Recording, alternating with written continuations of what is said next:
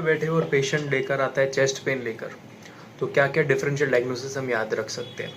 ऐसे याद रखने के लिए एक सिंपल फॉर्मूला है ABCD। A for it is aortic और cardiac.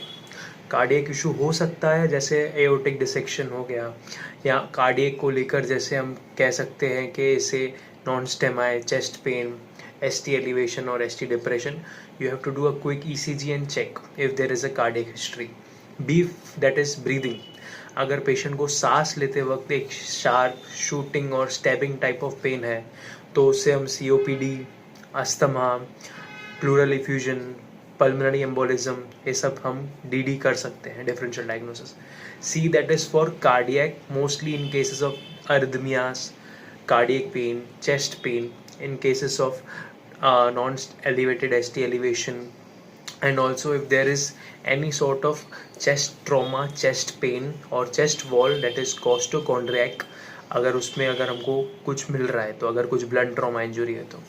D that is for digestive, that is for example अगर पेशेंट को डाइजेस्टिव इश्यूज़ है, एसिड रिफ्लक्स है, गॉल ब्लैडर इश्यूज़ हो सकते हैं, और अगर हाइपर एसिडिटी की वजह से भी हो सकता है GERD, डिस्फेजिया। इससे हम पता कर सकते हैं कि पेशेंट को डाइजेस्टिव इश्यूज़ की वजह से चेस्ट पेन हो रहा है या नहीं हो रहा है।